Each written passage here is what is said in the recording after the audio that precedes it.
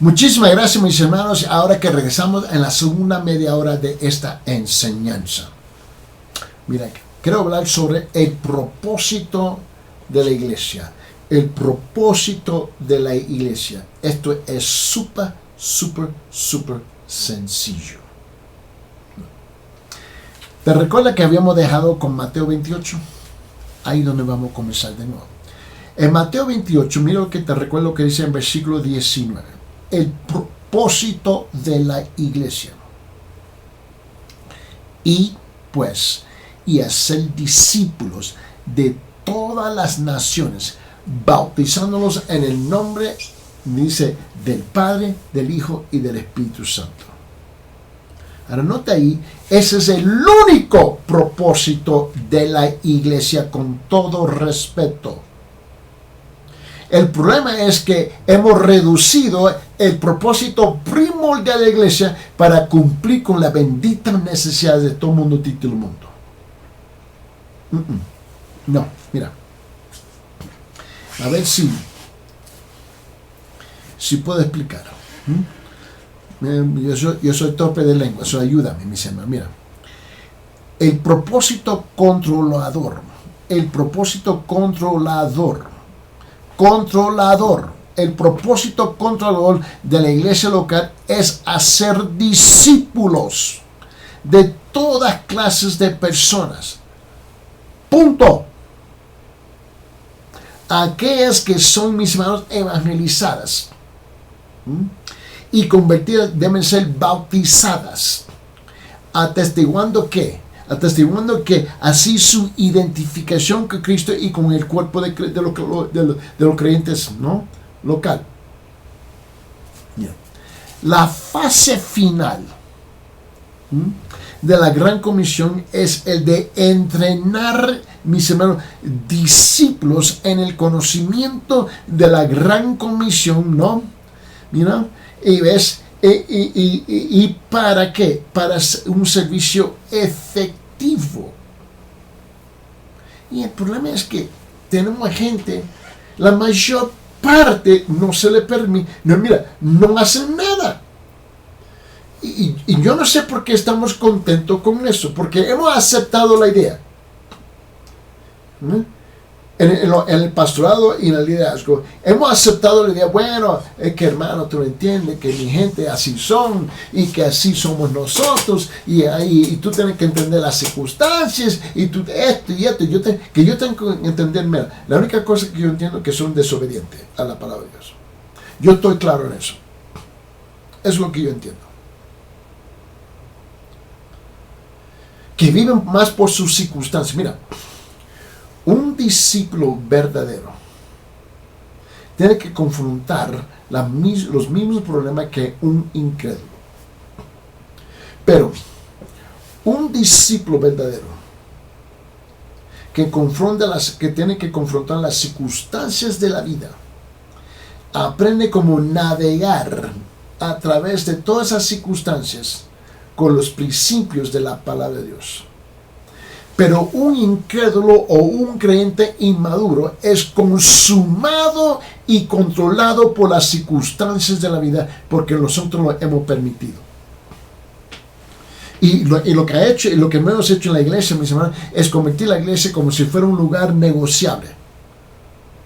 Todo es negociable. Y con todo respeto, yo no encuentro eso en la Biblia.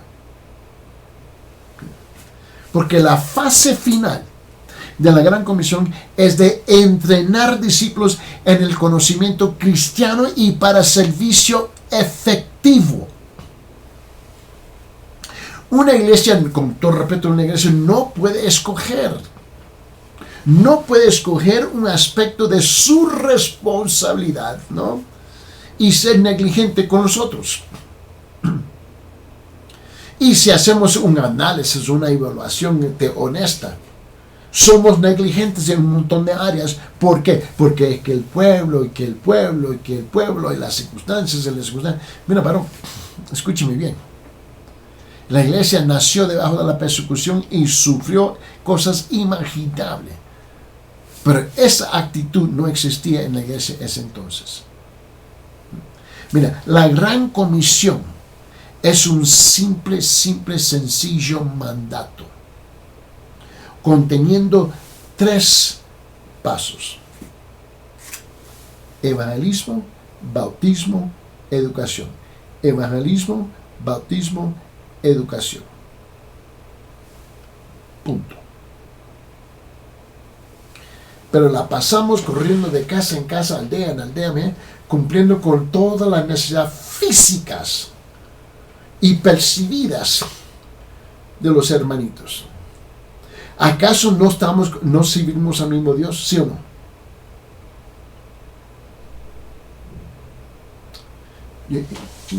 Mi punto de vista en este asunto es pero completamente diferente. Por años que yo estaba pastorando, le dije a los hermanos, mira, esta iglesia no va a levantar un fondo, no va a levantar ofrendas, no va a hacer esto y si no están de acuerdo, ahí está la puerta, que Dios te lo bendiga, que te cuide. Porque es la responsabilidad de cada uno de ustedes. Te anunciamos, hay una necesidad, ustedes se deben levantar, un grupo de ustedes, y boom, y acudir, mis hermanos, y reunirse y ayudar a estas familias. Porque Dios nos ha capacitado individualmente con todos los dones para ejercitar y cumplir con más de 100 veces que dice uno por los otros. Pero esa no es la responsabilidad de este liderazgo, no es la responsabilidad de este pastorado. Nuestro trabajo es entrenarlo a ustedes a llevar a cabo esa obra. Y la van a llevar a cabo de tu corazón y de tu bolsa. Pero no es nuestra responsabilidad. Con razón tenemos tantos pastores que predican, quién sabe lo que predican. Porque vivimos la iglesia vive por su cultura, vive más por la cultura que en vez por la escritura. ¿Qué es lo que tenemos? Es la gran comisión, la gran comisión, la gran comisión. Eso no ha cambiado, mis hermanos, con todo respeto. Primeramente predicamos el evangelio y segundo enseñamos el consejo completo de la palabra de Dios. Ese es tu trabajo. Pero te la pasas haciendo un montón de cosas. Con razón nunca tienen tiempo de orar, no tienen tiempo para estudiar, leer y preparar. Porque creemos que Dios nos llamó para hacer. No, hemos sido llamados a ser, de ser. S-E-R, ser. No hacer. Hacer el trabajo de esta membresía local, de llevar a cabo lo que Dios ya los ha capacitado a hacer. Miren. Tenemos los 3 aspectos de la gran comisión: evangelismo, bautismo y educación. Esos son los 3 aspectos. Mira, se lo voy a ilustrar. La gran comisión es la estrategia por la cual la iglesia de Jerusalén saturaba su comunidad con el evangelio. Tenemos más que suficientes miembros en las iglesias, en toda la comunidad, para ir a hacer esto. ¿Cómo que yo tomo esto en cuenta? ¿Cómo que lo voy a aplicar, mis hermanos? Bueno, todo cristiano, no algunos, no aquellos que se sienten o perciben, no, todo cristiano debe determinar que su ministerio para Cristo en la iglesia sostiene los objetivos para Dios, de Dios para dicha institución o para dicha iglesia donde yo pertenezco. Mira. Otra vez, permíteme aburrirlo. Por favor. En Mateo 16, 18. Yo también te digo, Cristo está hablando. Dice, tú eres Pedro y sobre esta roca edificaré mi iglesia. Otra vez en Mateo 28. En versículo 19 dice, y pues y hacer discípulos a todas las naciones, bautizando en el nombre del Padre y del Espíritu Santo. Te recuerdo lo que él dice en Filipenses capítulo 1. En Filipenses capítulo 1, versículo 27, mira lo que dice. Filipenses 1, 27 dice, solamente comportaos de una manera digna del Evangelio de Cristo, no digna de la iglesia de tu cultura, no digna del pastor de tu iglesia, digna del Evangelio. Este es el corazón de la iglesia. De modo que ya sea que vaya a verlos o que permanezca ausente, puede oír que vosotros estáis firmes en un mismo espíritu, luchando unánimes por la fe del Evangelio.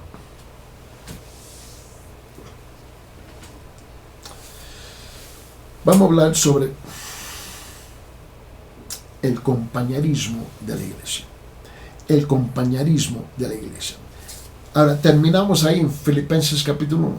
Ahí nos vamos a quedar. En Filipenses capítulo 1, este es el cuarto aspecto, mis hermanos, o la cuarta subdoctrina de la iglesia, que es el compañerismo. El compañerismo. Mira, otra vez, vamos a regresar a Filipenses 1:27. Solamente comportados de una ¿qué?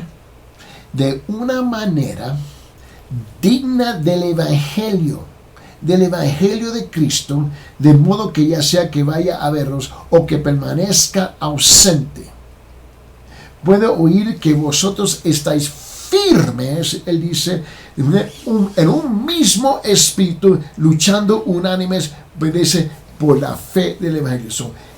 Pablo comienza en Filipenses 1:27 con el Evangelio y termina con el Evangelio. Mira, el compañerismo. Una de las llaves al crecimiento espiritual es el compañerismo. No es solamente que nos reunimos para tomar un plato de comida y un tamal, mis hermanos, un poquito de frijol. No, mis hermanos. Es más que eso. Nosotros hemos reducido el compañerismo a el tiempo de comer, tiempo de hablar de fútbol, tiempo de hablar de los chistes de quién sabe de quién. No, mira. El compañerismo es una de las llaves del crecimiento espiritual y ocurre ¿cuándo? Ocurre cuando los creyentes comparten su caminar con Dios. Es una atmósfera, mis hermanos, de amor y respeto. El compañerismo ocurre cuando todos se comunican en amor con otros creyentes y la total asamblea, ¿no?, se fortalece como resultado. Algunas veces, mis hermanos, el compañerismo requiere confesar nuestros pecados, confesar nuestras faltas. Mientras que nosotros tratamos de desarrollar una unidad en espíritu y en mente. Tú te recuerdas cuando él dijo en Santiago capítulo 5. Abre su Biblia en Santiago capítulo 5. Y en Santiago capítulo 5 dice esto. En versículo 16. Santiago capítulo 5 versículo 16 dice: por tanto, dice, confesaos vuestros pecados unos a otros. Unos a otros. Ahora, esto presume que, pastor, nosotros hemos desarrollado una iglesia madura. Y lo vamos madurando, creciendo, mis hermanos, porque estamos llevando a cabo el mensaje, el propósito primordial de la iglesia, que es el Evangelio. Él dice: por tanto, confesaos vuestros pecados unos a otros y orar uno por otros para que seáis sanados. La oración eficaz del justo puede lograr ¿qué? Puede lograr mucho. Tenemos tremendas responsabilidades que se tienen que llevar a cabo. Mira, vaya conmigo en el Antiguo Testamento, por favor. Y en el Antiguo Testamento, te recuerdo que él dice en Proverbios capítulo 6. Proverbios capítulo 6. Mira lo que dice la palabra en versículo 19. Proverbios capítulo 6, versículo 19. Mira. Aquellos que tratan de perturbar el compañerismo de los hermanos practican un pecado que es detestado, mis hermanos, por Dios. El compañerismo, mis hermanos, es importantísimo en la vida del crecimiento espiritual de esta iglesia. Y cuando nosotros permitimos a alguien venir a perturbar, mira, Dios detesta eso. En Proverbios capítulo 6, versículo 19 dice, un testigo falso que dice mentiras y el que siembra discordia entre hermanos. Eso no se debe de permitir. Mira, tú te recuerdas que la iglesia en Filipo, si la puedo ilustrar de esta manera, que la iglesia, mis hermanos, en Filipo, mis hermanos, fue particularmente notada por su espíritu de compañerismo. Pero, siempre hay un pero, ¿no? Pero la palabra, mis hermanos, de amonestación que Pablo dio a dos mujeres en particular en la iglesia, nos recuerda que cómo debemos de constantemente trabajar para mantener el compañerismo. Mira, y te recuerda que ahora la Biblia no nos dice nosotros qué pasó entre estas dos hermanas, pero sí lo que sabemos es que algo pasó entre dos hermanas. Y sabemos que en esa transacción de un desacuerdo, que la iglesia se dividió. Mitad apoyaba a esta y la otra mitad apoyaba a esta, para ilustrarlo, ¿no? Y mira lo que dice en Filipenses capítulo 4. Filipenses capítulo 4. Y vaya conmigo aquí en versículo 1, 2 y 3. Filipenses capítulo 4, versículo 1, 2 y 3. Mira lo que dice la palabra. Dice: así que, hermanos míos, amados y dice añorados, gozo y corona mía, estar así firmes en el Señor, amados. Ruego a Evodia y a Síntique, estas son las dos hermanas, que vivan en armonía en el Señor. En verdad, el fiel compañero también te ruego que ayudes a estas mujeres que han compartido mis luchas en la causa del Evangelio, junto con Clemente y los demás colaboradores míos, cuyos nombres están en el libro de la vida. Obviamente es posible que dos miembros que son fieles al Señor, fiel con el pastor, aman al pastor, aprecian al pastor, apoyan al pastor, oran por el pastor y su familia, eso es incuestionable. Pero entre ellas algo pasa y trae un gran disturbio dentro de la iglesia. Mire, mi hermano, y esas cosas van a suceder. ¿Por qué? Porque estamos trabajando con seres humanos. Estamos trabajando con seres humanos y nosotros tenemos un montón de faltas. Y especialmente si somos gente que nunca hemos madurado lo suficiente en la palabra de Dios. Cosas van a pasar. Pero el compañerismo es vital. Súper vital. Y ahora que la iglesia está encerrada por todo el mundo, por tantos meses, 7 meses, 8 meses, el espíritu del compañerismo se le ha traído un gran daño. Porque tenemos gente que creen que tienen el lujo de ahora para mantenerse aislado y jugar y pretender de ser lo que no son. Mira, el compañerismo es tan vital que no podemos vivir para Dios, para nosotros mismos. Dios no te llamó a vivir así a vos sola, a las solas. Somos llamados a vivir juntos en el Evangelio. Mientras nosotros desarrollamos relaciones más profundas con otros, debemos de recordar que nosotros venimos a resemblar, puedo usar esa palabra, ¿no? Resemblar a aquellos con quienes tenemos compañerismo. ¿Tú te recuerdas cuando estuvimos hablando de la disciplina? En Mateo 18, Tú te recuerdas que estuvimos hablando, mis hermanos,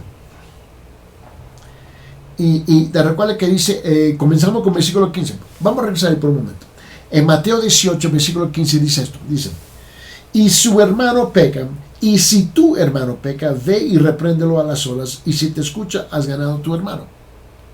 Pero si no te escucha, lleva contigo a uno de los dos, o uno o dos más, para que toda palabra sea confirmada por boca de 2 o 3 testigos. Y si rehúsa escucharlos, dilo a tu iglesia, y si también rehúsa escuchar a la iglesia, sea para ti como el gentil y recaudar los impuestos, y el recaudador de impuestos. Y en verdad os digo, todo lo que atéis en la tierra será atado en el cielo, y todo lo que desatéis en la tierra será desatado en el cielo. Ahora miren lo que dice el versículo 19. Además os digo, wow, de vosotros, miren lo que dice, os digo de vosotros, mira, dice, si dos de vosotros se ponen de acuerdo sobre cualquier cosa que piden aquí en la tierra, les será que hecho por mi Padre que está en los cielos. Ahora, la única forma que nos ponemos de acuerdo, mira, es teniendo un compañerismo íntimo y estrecho. ¿Te recuerda? Otra vez. Por favor, te recuerdo lo que él dijo, Pablo. No lo acabo de leer en Filipenses capítulo 1, en versículo 27.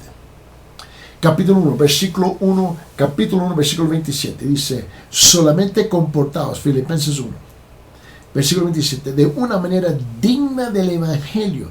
Comienza con el Evangelio, de modo que ya sea que vaya a veros y que permanezca ausente, puede oír que vosotros estáis firmes en un mismo espíritu, luchando unánimes por el Evangelio. La segunda vez, comienza y cierra.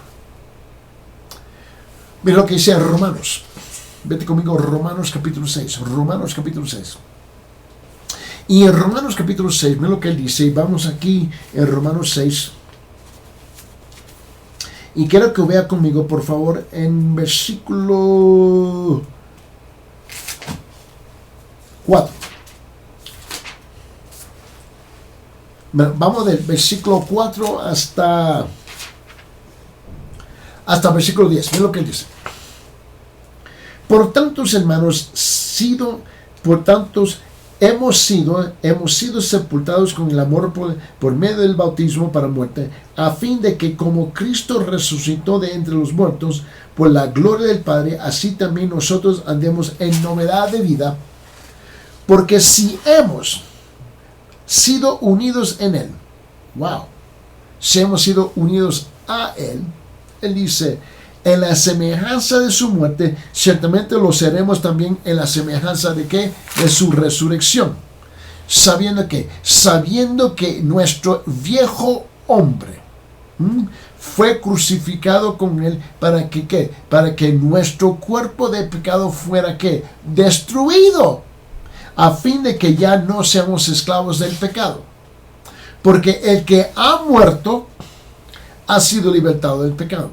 Y si hemos muerto con Cristo, resucitado, mira, dice, y si creemos que también viviremos con Él, sabiendo que Cristo, habiendo resucitado de entre los muertos, no volverá a morir, ya la muerte no tiene dominio sobre Él. ¿Por qué? Porque por cuanto Él murió al pecado de una vez para siempre, pero en cuanto vive para siempre. Mira, mis hermanos, nosotros tenemos que estar claros aquí. Que el compañerismo es central, vital a la iglesia. Y ahorita, debajo de esta pandemia, mis hermanos, las iglesias están sufriendo el daño, mis hermanos. Mi oración que no sea irremediable.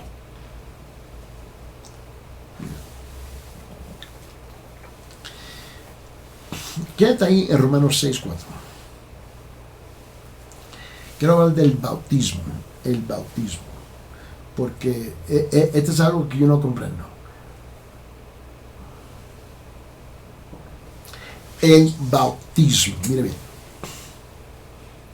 bien. Romanos capítulo 6, la quinta subdoctrina de la iglesia, el bautismo.